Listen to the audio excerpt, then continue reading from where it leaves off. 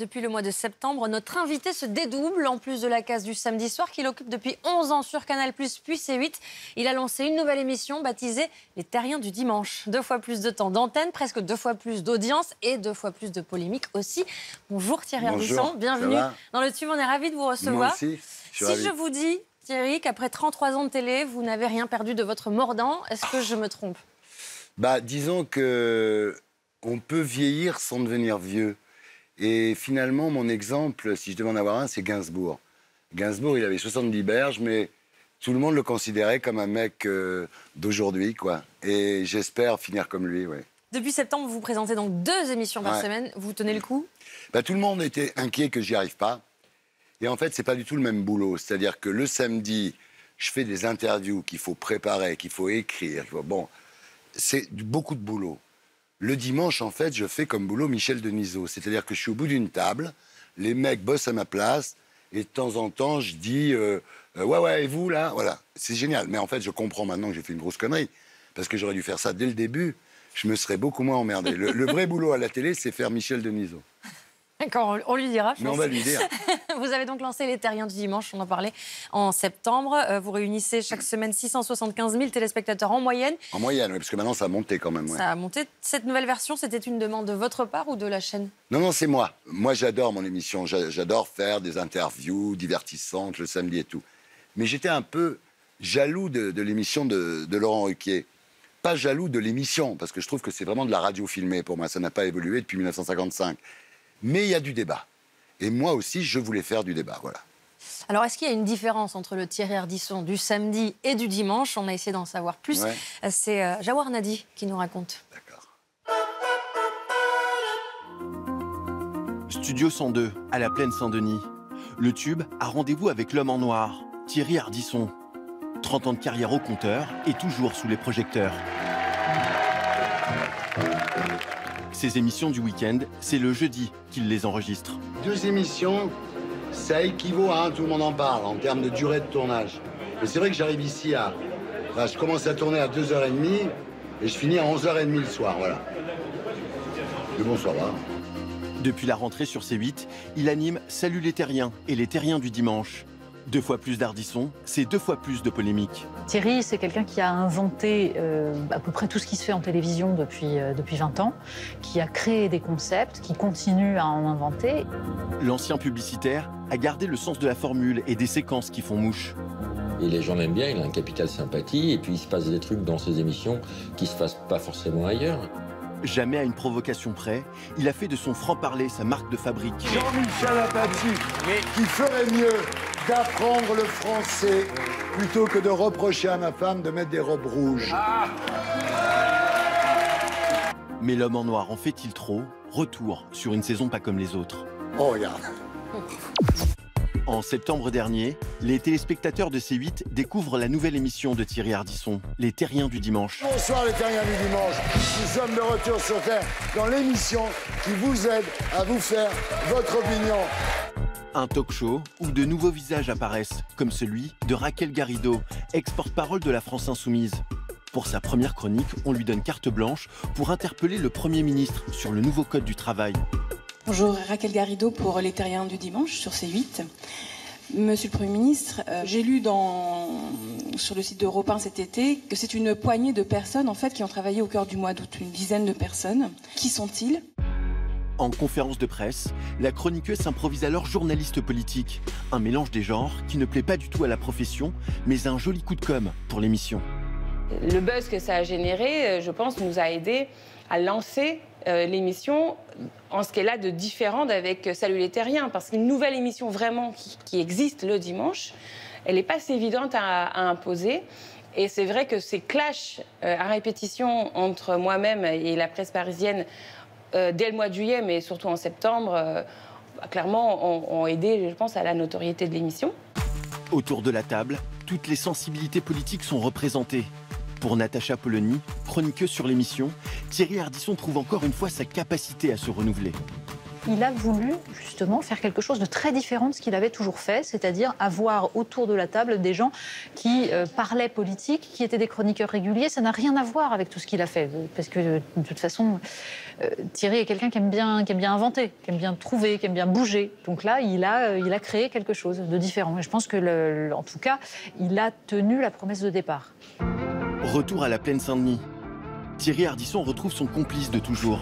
Ne lui posez pas de questions. Le Brésil, c'était bien le Brésil, tu vois? Ils t'ont fait? Non, ils m'ont pas... Non, je l'ai gardé. Ah, tu l'as gardé? Non, c'était trop cher. Bon, je vais voir Edwige. Quoi, mais arrête tes conneries. Il est où, Edwige? Il se rase la moustache, il avait. Ah non, il se rase.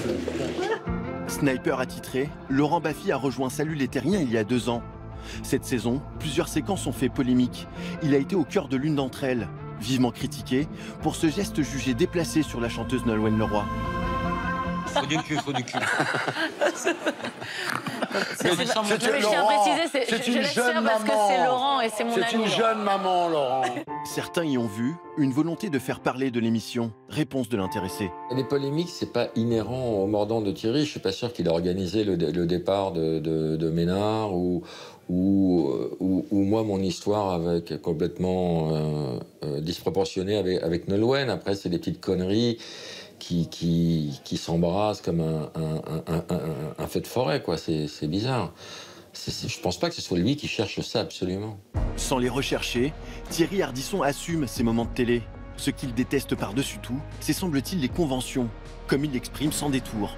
C'est sûr que c'est plus facile de se faire sucer chez Drucker que de se faire emmerder chez Ardisson, c'est sûr. Ça, c'est clair.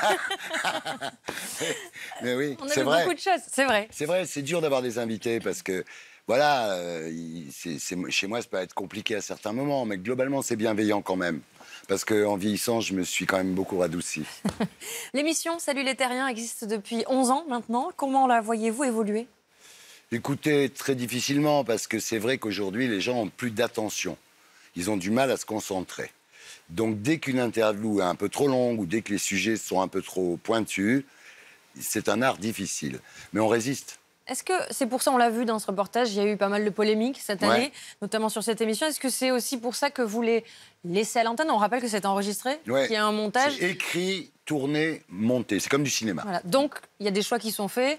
Vous assumez toutes les séquences qui passent à l'antenne. Oui, je vois pas pourquoi. Moi, il y a beaucoup de journalistes qui donnent des leçons de morale, et s'érigent en arbitre des élégances. Moi, personnellement, je donne la parole à tout le monde. Je porte pas de jugement, moi. Je pense pas que mon jugement soit important pour les gens, en fait. Je pense que les gens sont assez grands pour se faire une idée en voyant une émission de télévision. Donc, quand j'ai tourné quelque chose, par exemple, je prends l'exemple de Lagerfeld, il dit que c'est une erreur de la part de Merkel d'avoir fait rentrer 1 million de migrants. Moi, c'est pas un débat contradictoire. Je lui dis pas le contraire de ce qu'il dit, parce que souvent les journalistes croient qu'ils font des débats contradictoires. Ils ne font que des interviews. Il faut avoir l'humilité de faire son interview. Donc tout le monde me dit, mais pourquoi tu l'as pas repris? Je dis, mais attendez, pourquoi je le reprendrais?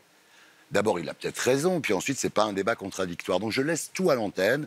Le fait de monter, c'est pour donner aux téléspectateurs le meilleur produit possible. Voilà, c'est comme quand on fait un film, on diffuse pas les rushs, quoi. Voilà. Quand vous parlez de Lagerfeld, pour cet exemple-là, ça ne veut donc pas dire que vous validez forcément tout ce que vous laissez à l'antenne? Mais je valide pas, mais je veux dire, pour moi, toutes les opinions sont valables. Je pense pas que la mienne est supérieure aux leurs, voilà, c'est tout. Et à ceux qui disent que vous en jouez, vous leur répondez quoi? Oui. Ça, c'est clair aussi.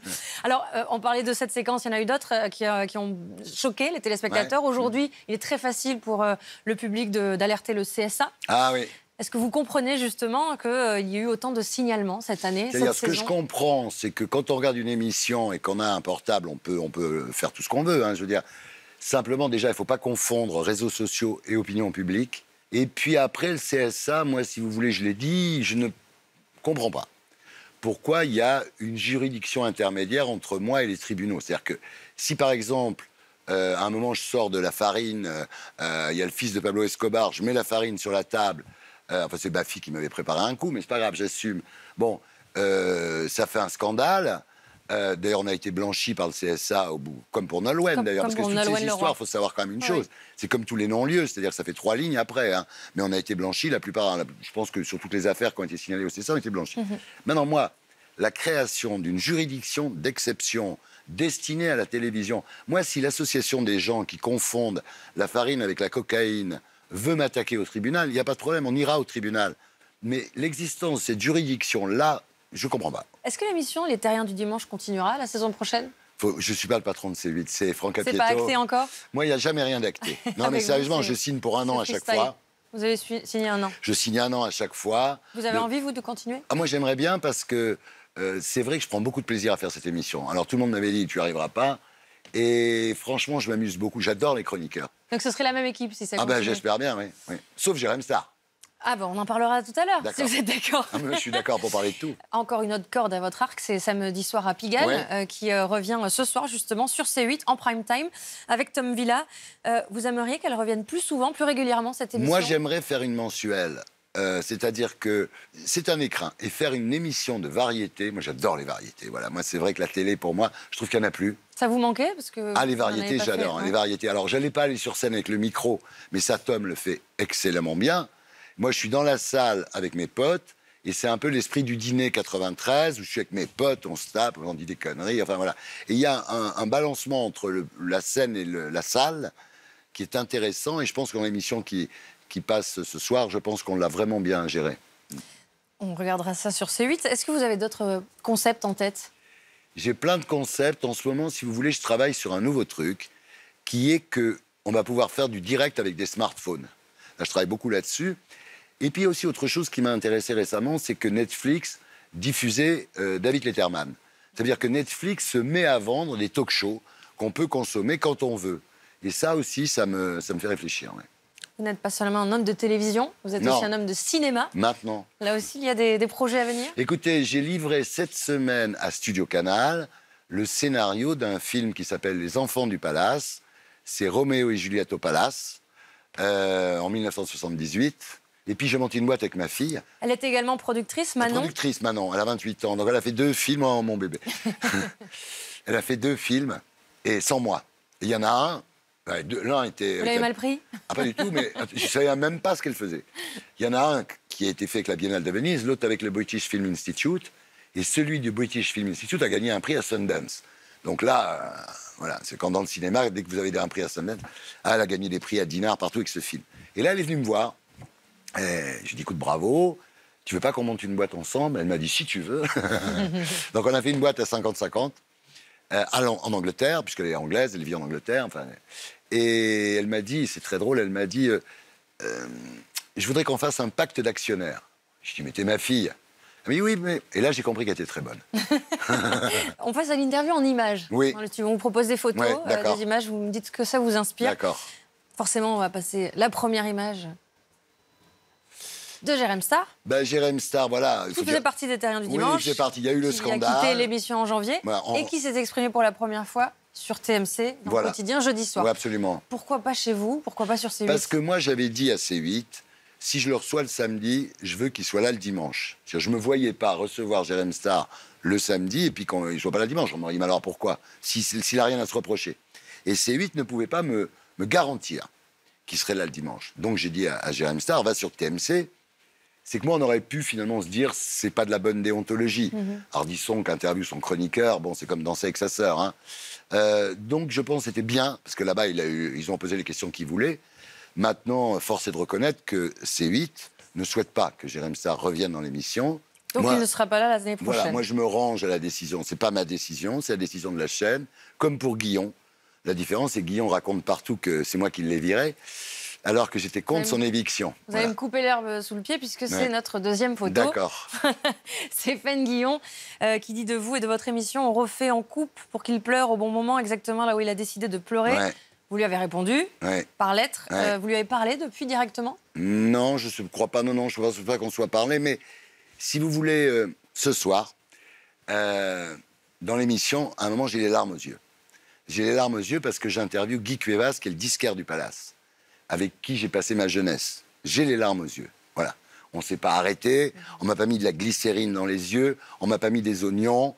Je pleure parce que j'ai un cœur. Voilà. Et souvent, quand je pleure, ça m'arrive pas toutes les semaines, mais quand ça m'arrive, on coupe pour m'essuyer les yeux, justement, pour pas donner l'impression. Donc, ce qu'il raconte, c'est l'inverse de la vérité. Et il dit, c'est mis en scène. Mais pas du tout. Si je suis ému, j'ai les larmes aux yeux. C'est normal, j'ai un cœur. Bon, Ça voilà. vous a blessé qu'ils disent ça de vous? Ça m'a blessé, Il vous c'est une connaît. fake news. C'est-à-dire que ce qui est terrible, si on dit Ardisson est prétentieux, Ardisson croit qu'il a tout inventé à la télé, sauf le micro. Enfin, je veux dire, des critiques comme ça, je les accepte parce que je connais un peu mes défauts à mon âge. Mais dire ça, c'est une fake news, quoi. Je veux dire, c'est faux. Et ça, c'est grave. C'est-à-dire que c'est ça que j'ai pas apprécié. Malgré ça, il n'arrive pas à vendre son livre. C'est-à-dire que tous ces gens-là, c'est comme Bec Bélé, ils ont la parole une fois tous les 2 ans, c'est chaque fois qu'ils sortent un livre ou un film. Bon, chaque fois, ils cherchent le buzz. Bon, Bec Bélé, il a essayé, il l'a pas trouvé. Lui, il a essayé. Le problème de Guillon, c'est que son livre, aujourd'hui, je vous le dis, est à 895 exemplaires. Voilà. Donc, il faut qu'il fasse un autre scandale pour en vendre un peu plus. Voilà. Merci Thierry Ardisson. On vous retrouve tout au long du week-end sur C8, triple dose même, avec Salut les Terriens ce soir à 19h, samedi soir à Pigalle à 21h et demain évidemment les Terriens du dimanche à 19h. Voilà. Merci d'être passé par le Merci tube. à vous. Merci.